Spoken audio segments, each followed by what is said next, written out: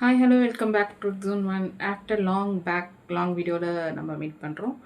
So எதுக்காக இந்த long gap அப்படின்னு சொல்லிட்டு பார்த்தோம்னா, திரும்ப நான் வேலைக்கு போக ஆரம்பிச்சிட்டேன். ஸோ வேலைக்கு போகிறது, அதுக்கப்புறம் வீட்டுக்கு வந்து வீட்டில் இருக்க ஒர்க்லாம் பண்ணிவிட்டு என்னால் இந்த டைம் மேனேஜ்மெண்ட் அப்படிங்கிறது வந்துட்டு எனக்கு ரொம்பவே கஷ்டமாக இருக்குது. ஸோ அதனால் இந்த யூடியூப்லேருந்து கொஞ்ச நாள் வந்து விலகி இருக்க வேண்டியதாக இருந்துச்சு.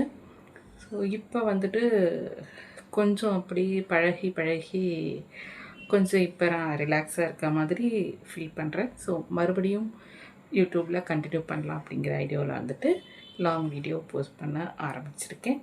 ஸோ வழக்கம் போல் எனக்கு எப்படி சப்போர்ட் பண்ணிகிட்டு இருந்தீங்களோ அந்தளவுக்கு சப்போர்ட்டு திரும்பவும் எனக்கு கொடுக்கணும்னு கேட்டுக்கிறேன்.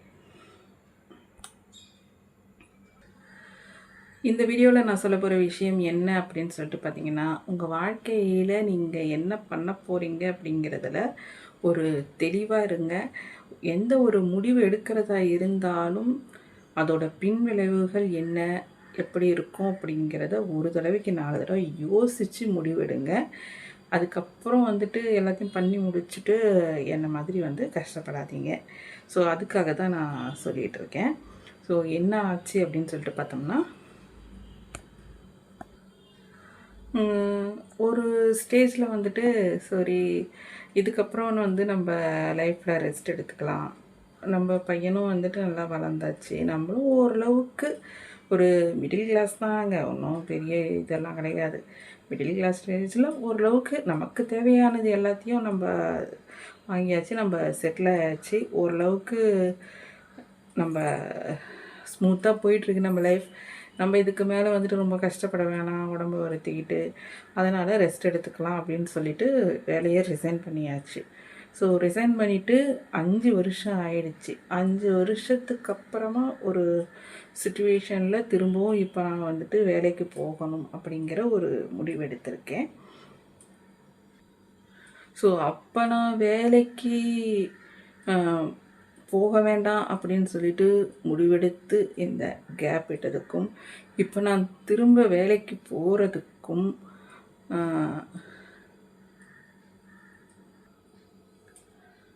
பார்த்திங்கன்னா ஒரு ஸ்ட்ராங் ரீசன் கண்டிப்பாக இருந்துச்சு. என்னோடய சைட்லன்னு பார்த்திங்கன்னா அது எல்லாமே கரெக்ட் தான் அப்படின்ற மாதிரி எனக்கு தோணுச்சு.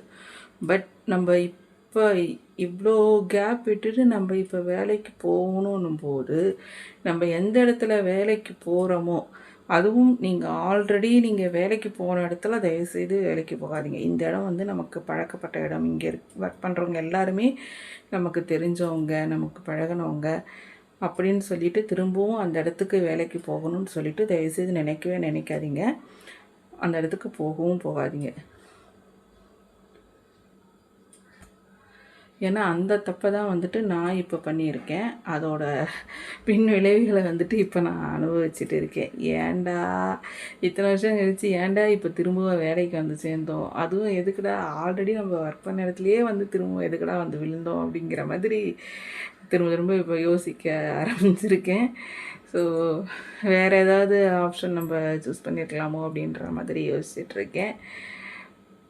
அது என்ன எதனால் அப்படிங்கிறத வந்து நான் அடுத்தடுத்த வீடியோஸில் வந்துட்டு கண்டிப்பாக நான் சொல்வேன். ஸோ அந்த தவிர வந்துட்டு யாருமே பண்ணவே பண்ணாதீங்க.